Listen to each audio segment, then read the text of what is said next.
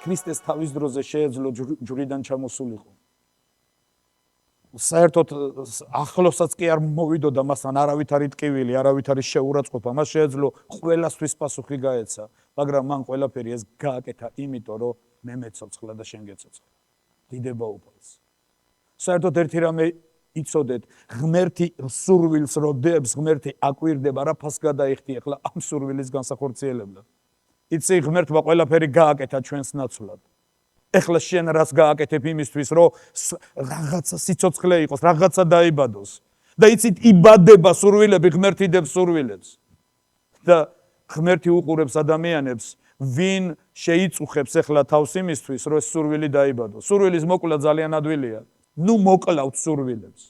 ღმერთმა რო ჩადო ის სურვილი, გაუფრთხილდი იმას, აი ეცადე, მოეფერე და გადავიხადოთ. თქვენ კი არ გეუბნებით, ჩემ თავს ვეუბნები. მოდი გადავიხადოთ ფასები, რომ ის სურვილები დაიბადოს. ის სურვილები დაიბადოს.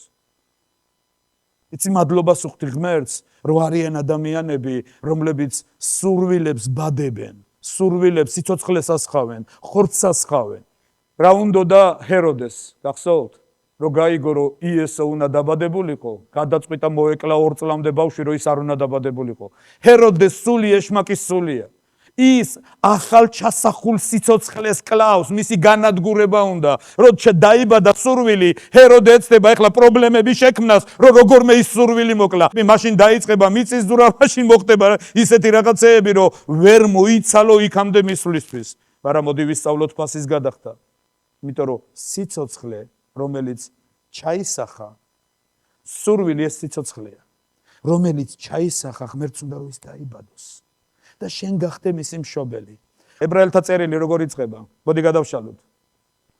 ებრაელების პირველივე თავი. ებრაელთა წერილი პირველივე თავი, პირველივე მუხლი, როგორ იწყება, ნახეთ. ღმერთი ძველთაგან მრავალჯერ და მრავალი სახით მოლაპარაკე ვისთან? ვისთან? ვისთან? მამებთან. მობოდიალეებთან კი არა. მიმსვლელ მომსვლელებთან კი არა. ღმერთი მამებს ელაპარაკებოდა. და ვინ არის მამა? სიტყვა მამა ნიშნავს სიცოცხლის საწყის, დასაწყისს. თუ მოითმენ, თუ ფას გადაიხდი, თუ ხშირად ცრემლს დამალავ, სიკვდილიც რომ მომიწიოს, ის სიცოცხლებს. ღმერთს უნდა რომ დაინახო, რომ იმაზე რასედაც დააკალი თავი და არ მოკალი და არ გაანადგურე, არ გადააგდე და არ მიაგდე, არ მიარტყი ფეხი და არ თქვი, მე რატო უნდა ვაკეთო, სხვებმა აკეთონ. დაინახავ, რომ ის მსახურება იქნება თუ ის რა და წავიდა და მთელ მსოფლიოს მოედო და უკვე უამრავი ადამიანი ბედნიერია იმით, რომ ის არსებობს. მეგობრებო, არაფერია დაკარგული, რაც ოდესმე გაგიკეთებია. ღმერთი მრავალჯერ და მრავალი სახით ის არ ელაპარაკება ქუჩაში რომ დაბოდიალობენ. ის ელაპარაკება მამებს. ღმერთს უნდა, იმიტომ რომ თვითონ არის მამა და ღმერთს უნდა ურთიერთობა მობოდიალეებთან კი არა, მამებთან კონდეს. მამები, რომლებიც აიღებენ პასუხისმგებლობას და დიდ ფასების გადახდას დაიწყებენ იმისთვის, რომ იმან ვინც ღმერთმა მოანდო იცოცხლოს. მეგობრებო, აქ მამები ხართ და იცით, რომ ხშირად დიდი ფასების გადახდა გვიწევს. იმისთვის, რომ ვინც ღმერთმა მოგვანდო, იმათმა განაგრძონ, იმათმა იცოცხლონ და ქართული ანდაზა არსებობს ასეთი, ის ურჩევნია მამულსა, რომ შვილი ჯობდეს მამასაო. იცი, ღმერთს უნდა, რომ ჩვენი შვილები და მე არ ვლაპარაკო ფიზიკურ შვილებზე. ღმერთს უნდა, რომ ჩვენი შვილები ჩვენზე დიდ საქმეებს აკეთებდნენ. ჩვენ არ ვიცით ხვალ რა იქნება.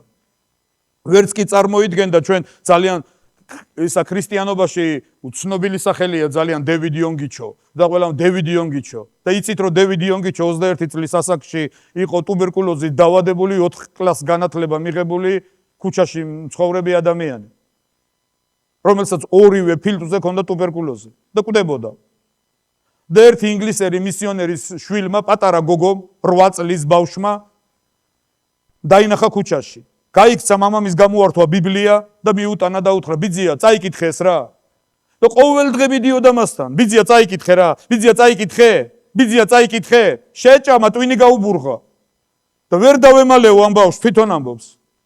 და ერთხელაც ავდექი და იმის გამო რომ მოვიდო და აღარ მომეთყუებია, დავიწყე წაკითხვა.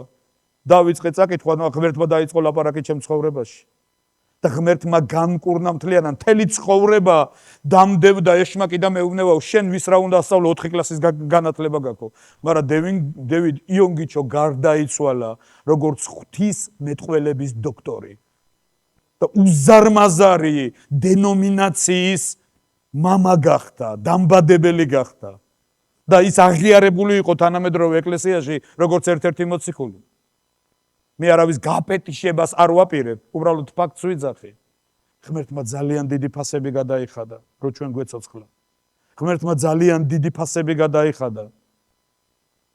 იმისთვის, რომ ჩვენ ყოფილიყავით იქ, სადაც ვართ. და მადლობა ღმერთს ამისთვის. ეხლა ჯერი ჩვენზეა. ეხლა ბურთი ჩვენს მოედანზეა. შენ რა ფას გადაიხდი? შენ რა ფას გადაიხდი? ვერავინ ვერ დაგიდგენს ამას. ვერავინ ვერ დაგიდგენს ნორმებს და ზომებს, შენ რა ფასი უნდა გადაიხადო და სად უნდა გადაიხადო. არის საიდუმლო რაღაცეები. იდუმალი რაღაცეები. ღმერთს არ გამოუქვეყნებია გაზეთებში რომ მე ამ ხელა ფასი გადავიხადე შმაგისთვისო. არსად ღმერთს ეს მე თუ არ ვიტყვი, თქვენ ვერასდროს ვერ გაიგებთ. და მე კიდე არ ვიცი ღმერთმა რა ფასები გადაიხადა ჩემთვის. მე ჯერ კიდე არ ვიცი. ბევრი რაღაცა ჩემთვის ჯერ კიდე არ არის ცნობილი. დიდება უფალს. ასევე არის რაღაცეები, რომ არ არის აუცილებელი ვიღაცა მიცოდეს შენ რას გააკეთებ ღმერთისთვის. აკეთე და ის ერთ დროს ძალიან დიდ რაღაცებს გამოიღებს ნაყოფად. დიდება უფალს. კარგით, მე მინდა ძალიან ცოტა დრო დაუთმო ახლა იმას უკვე, რადგან ღმერთმა გამიმახვილა ყურადღება. ამ დღეებში როცა ვლოცულობდი და როცა პირველი დავიწყოთ მათესახარების მე-11 თავიდან 22 მუხლი, ეს მუხლი ყველა მზეპირად იცით, გადაშალეთ ეს მუხლი, წავიკითხოთ და გავაგრძელოთ და ვისაუბროთ ამაზე შემდეგ ცოტა. მათესახარების მე-11 თავის 22 მუხლში წერია მოდით ჩემთან. გაიკარგეთ აქედან ვარწერია. წერია მოდით ჩემთან. და მოდით ჩემთანო წერია ადამიანებზე და იქ არის ორი კატეგორია ადამიანებისა ნახსენები. მოდით ჩემთან ყოველნო მაშვრალნო და ტვირთმძიმენო. სიტყვა მაშვრალი არის ძველ ქართული სიტყვა და თანამედროვე ენაზე ნიშნავს დაღლილს. გასაგებია? სხვა არაფერი არ არის ეს სიტყვა, ეს არის მაშვრალი, არის დაღლილი. ნახეთ ნებისმიერ განმარტებით ლექსიკონში და შეგიძლიათ გაიგოთ რა რისი თქმა უნდა ჩვენთვის ღმერთს. წმინდა წერილი ამბობს მოდით ჩემთან ყოველნო მაშვრალნო, ანუ დაღლილებო და ტვირთმძიმენო. მოდით ჩემთან თუ ტვირთი დაგიმძიმდაო, ასე წერია. გაიქეცი და იწუწუნე კი არაო. გაიქეცი და ხელების და ფეხების ქნევა დაიწყეო კი არა. არა, მოდით ჩემთანო, ასე წერია. მოდი გადავშალოთ და წავიკითხოთ. მინდა რომ კონტექსტში გამოვიკვლიოთ ეს პატარა ადგილი. მათესახარება, მოდი აგერ ახალ თმაში წაგიკითხავთ. მე-11 თავი 22 მუხლი. მოდით ჩემთან ყოველნო მაშვრალნო და ტვირთმძიმენო და მე დაგამშვიდებთ. თქვენ აიღეთ თქვენზე ჩემი უღელი და ისწავლეთ ჩემგან, ვინაიდან მე მშვიდი, თავგვერდი, ვინაიდან მე მშვიდი, ხაზგასმით ვამბობ ამ სიტყვას. ვინაიდან მე მშვიდი და გულით თავდაბალი ვარ. წმინდა წერილი ამბობს, მოდით ჩემთან ყველა დაღლილო. ეს სიტყვა მესმის ძალიან ხშირად დავიღალე. რომელთა წერილში წმინდა მოციქული პავლე ამბობს, მე ახლა დრო მინდა გამოვიყენო და არ დავიწყებ ყველა მუხლის საკითხვას. წმინდა მოციქული პავლე ამბობს, დაიღალეთ, ოღონ არ მოიქანცოთო. დაღლა ბუნებრივია. ადამიანი ბუნებრივად, როცა რაღაცას აკეთებ იღლები, როცა რაღაც თიხარჯები იღლები, როცა დიდხანს თხეხარ ფეხზე იღლები, როცა ბევრს ლაპარაკობ იღლები. როცა თოხნი იღლები, როცა ბარავ იღლები, როცა აშენებ იღლები, ეს ბუნებრივია. იცი, ადამიანმა თუ არ დაიძინა დიდი ხნის განმავლობაში, ყველაზე მაქსიმუმი არის 3 დღე. 3 დღე ადამიანმა არ დაიძინა, მე ჰალუცინაციები ეწყება. მე რეალობას კარგავს, უკვე ორიენტაციის უნარს კარგავს, სივრცეს ვეღარ აკიქვავს და შემდეგ დგება სიკვდილი. იცით რომ არ შეიძლება რომ ტვინმა სულ იმუშაოს, მან უნდა დაისვენოს აუცილებლად. ამიტომ დაღლილობის წამალი არის დასვენება. და ცოტა ხნით, მაგრამ არის ერთი მდგომარეობა. პავლე მოციქული რასაც ამბობს, რომ დაიღალე თუ ასე წერია. ეს ბუნებრივია, აპარა უნდა დაიღალო, იმიტომ რომ პავლემ თქვა თვითონ ვინც არ მუშაობს არ ჭამსო.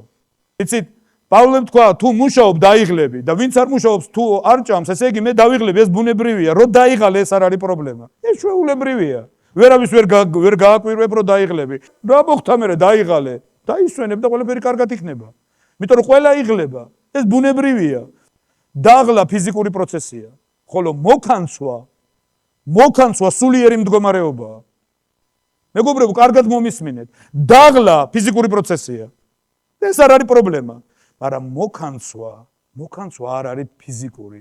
მოქანცვა სულიერი მდგომარეობაა. როცა ადამიანის გადააქვს მთელი ყურადღება დაღლაზე. ეს მოქანცვაა და პავლე ამბობს, დაიღალე, მაგრამ არ მოიქანცო. არ მოიქანცო. ნუ იწუწუნებ ამის გამო რომ დაიღალე, მე რა რომ დაიღალე. შეიძლება ხანდახან ბედნიერიც კი იყო რომ დაიღალე. დიდება უფალს. შეიძლება თქვა მადლობა ღმერთო რომ ძალა მეყო რომ ეს გამეკეთებია.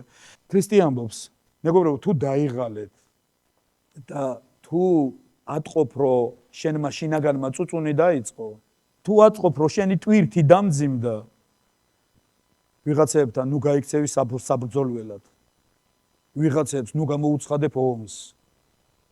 ქრისტემ თქვა, მოდით ჩემთან. და მე დასვიზაო?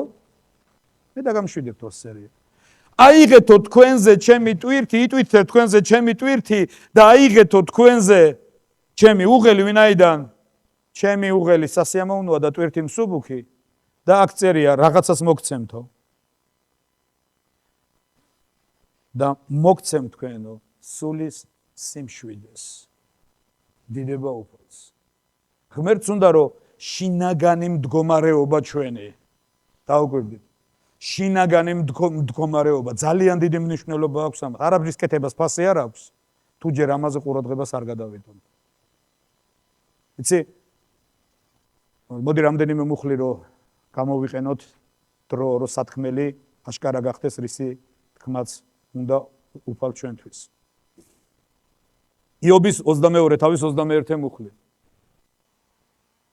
იობის 22 თავი 21 მუხლი. ეს არ არის იობის სიტყვები სამწუხაროდ, ეს ერთ-ერთი მისი მეგობრის სიტყვებია. ემსახურე მას. რა კარგი სიტყვებია, ნახეთ? ემსახურე მას და სიმშვიდეში დარჩი. ამით მოვა შენთან სიკეთე. ემსახურე მას. ოღონდ სტრესის დაძაბული კი არა. გაღიზიანებული კი არა. კალაპოტიდან ამოვარდნილი კი არა. ემსახურე მას და სიმშვიდეში დარჩი. და სიკეთე მოვა შენთან. კიდევ ერთი მუხლი მინდა წაგიკითხოთ მეგობრებო. ლუკას მე-12 თავის 29 მუხლი, ყველა მუხლს არ წავიკითხავ, იმიტომ რომ დროს დავკარგავთ. ამიტომ ნუ ეძებთ, რა ჭამოთ, რა სვათ და ნუ შფოთავთ. ნუ შფოთავთ. წერილი ამბობს. დაანებეთ თავი. არის შფოთვა და არის სიმშვიდე. ქრისტემ თქვა, მე მოგცემ თქვენ სულის სიმშვიდეს. ძალიან მინდა ამ პირველ მსახურებაზე ამ რაღაცებს შევეხოთ. რომ ყველაზე მთავარი, რასაც ღმერთი უყურებს ჩემში, კიდევ ერთი მუხლი მინდა რომ წაგიკითხოთ, ეს არის 1 პეტრეს წერილი, მე-3 თავი, მე-13, მე-17 მუხლები. მოდი ამას კარგად დაუკვირდით, პეტრე რას ამბობს. ბოროტს ვინ გაგიკეთებ, თუ კეთილის მოშურნენი იქნებით, მაგრამ ნეტარი ხართ სიმართლისათვის ტანჯად სვარ რომ მოგიწიოთ. დაუკვირდით? რას ამბობს პეტრე? მართალი რო ვარ. სიმართლისთვის რო ვიტანჯები. აი, არაფერში რო ბრალი არ მიმიძღვის და ვიღაცებმა ძალიან მწარე რაღაცეები მაკადრეს და გამიკეთეს. პეტრე ამბობს, ნუ ნერვიულობ მაგის გამო. ნეტარი ხარ თუ ეს ხდება შენს ირგვლივ. ძალიან ნორმალურია თუ ეს ხდება. და ჩათვალე და სიხარულად ჩათვალე ეს. ნახეთ, გავაგრძელებ. მაგრამ ნეტარი ხართ სიმართლისათვის ტანჯვაც რომ მოგიწიოთ, მათი შიშით ნუ შეშინდებით და ნურც შეწწუნდებით. წმინდა ხავით ქრისტე როგორც უფალი თქვენს გულებში და მუდამ მზადიყავით სიმშვიდით. მოდი გაიმეორეთ ეს სიტყვა. მუდამ მზადიყავით სიმშვიდითო. როგორო? მუდამ მზად იყავით, რომ სიმშვიდით და მოწიწებით უპასუხოთ ყველას, ვინც თქვენი იმედის გამო ახსნა განმარტებას მოგთხოვთ. კეთილი სინდისი იქონიეთ, რათა ისინი, რომლებიც თქვენს წინააღმდეგ ლაპარაკობენ, შერწყდნენ თავიანთი სიტყვების გამო, როდესაც თქვენ კეთილ ცხოვრებას დაინახავენ ქრისტეში, რადგან თუ ღმერთს ნებავს, უმჯობესია კარგი საქმეებისთვის იტანჯოთ, ვიდრე ბოროტ საქმეთა გამო. დიდება უფალს. ეს ერთი. კიდევ ერთი მუხლი. იგავის 16:32. რის ხვაში ნელი მამაც ჯობია. საკუთარი თავის მართველი კი ქალაქის ამღებს. რის ხვაში ნელი მამაც ჯობია. საკუთარი თავის მართველი კი ქალაქის ამღებსო. იცით ალექსანდრე მაკედონელზე ამბობდნენ, რომ მთელი მსოფლიო დაიპყრო და თავის თავს ვერ უხერხებდა ვერაფერსო. თავის თავს ვერ ერეოდა. იცი, ერთ-ერთი სერიოზული ბრძოლა, რაც კარგი არის თუ ამ ბრძოლას გამოვაცხადეთ, ეს არის საკუთარი თავის წინააღმდეგ ბრძოლა. მე ხშირად უნდა ვილაპარაკო ეს და ამას რო გელაპარაკებით, ამას პირველ რიგში ჩემ თავზე ვილაპარაკო. ეს ახალი ეტაპია ჩვენში. რის ხვაში ნელი მამაც ჯობია. მამაც ხო კარგი სიტყვა არის. უშიშარი, არაფერს არ ეშინია, არაფერზე უკან არ იხევს, აი მიდის გამრღვევი. არა, რის ხვაში ნელი წმინდა წერილია, მამაც ჯობია. საკუთარი თავის ხელმწიფე ქალაქის ამღებს. ასე რომ ჩემო მეგობრებო, არის ერთი რაღაც. იცი, ჩვენ ხშირად ვამბობთ. შობას წავიკითხეთ ეს მუხლები. რომ უცილებლად დიდია ღვთისმოსაობის საიდუმლო, 1 პეტრეს 3:16. ღმერთი გამოჩნდა ხორცში. დანახული იქნა ანგელოზების მიერ. ასევე წავიკითხეთ ფილიპელების 2:6-დან ქვევით. ის თუმცა ღმერთის ხატება იყო, მტაცებლობა დართული და ღვთის თანასწორად ყოფნა და არამედ დაიძაბუნა თავი, მიიღო მონის ხატება, შესახედაობით კაცს დაემსგავსა და დაიმდაბლა თავი ჯვარცმით სიკვდილამდე და ღმერთმა აღამაღლა იგი. რატო დაიმდაბლა მან თავი? რატო დაგვემსგავსა ჩვენ? რატო გახდა ჩვენი მსგავსი? პასუხი ამაზე თქვენ უკვე იცით, ის გახდა კაცი, რათა ჩვენში განევითარებია თავისი ძის იესო ქრისტეს ხატების მსგავსება. ამენ. დიდება უფალს. ღმერთი დამდაბლდა, მიიღო ყველა შეურაცხყოფა თავის თავზე იმის გულისთვის, რომ თავის სიმშვიდეში შევეყვანეთ. და მათეს სახარების 22 თავშიდაც, მე-11 თავში 22 მუხლშიდაც ის ამბობს, რომ მოდით ჩემთან, ყოველნო, მაშვრალნო, ტვირთმძიმენო, მე მოგასვენებ თქვენ, ისწავლეთო ჩემგან, ვინაიდან მე ვინ ვარო? მშვიდი და სულით თავდაბალი. მე ვარ მშვიდი და სულით თავდაბალი. და ეს არის ერთ-ერთი თვისება, რომლის ინტეგრირებაც ღმერთს უნდა ჩვენში.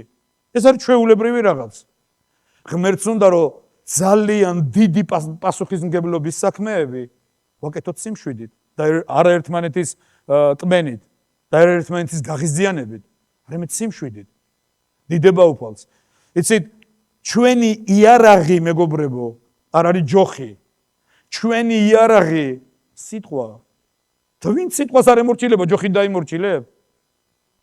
ვერავინ ვერ დაიმორჩილებს. არავინ ადამიანებს არ ემორჩილება. არც შმაგის დაემორჩილება, არასდროს არავინ და არც ხვიჩას. ყველა ღმერთს ემორჩილება. იმიტომ რომ წმინდა წერილი ამბობს, ვინც თქვენ ღებულობთ, მე მღებულობსო. ვინც თქვენ არ ღებულობთ, ნუ ნერვიულობთ, ის მეც არ მღებულობს. სამუელი რო დადიოდა, როცა ისრაელი მოვიდა და უთხრა, რომ არ გვინდა მსაჯული, არ გვინდა და მორჩა, მეფე გვინდა. დადიოდა გატეხილი, დამწუხრებული. და უთხრა, რატომ მწუხარ სამუელ? ღმერთი ეუბნება.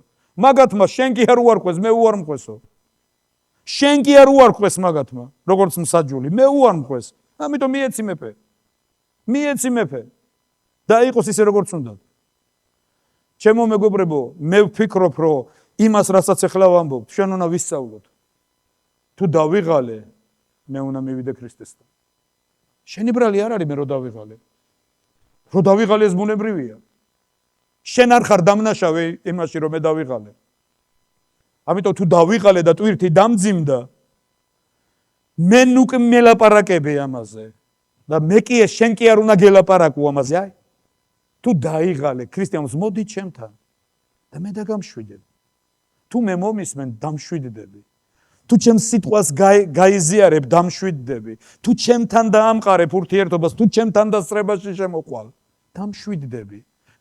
შფოთვა გაქრება, დაღლილობა გაქრება.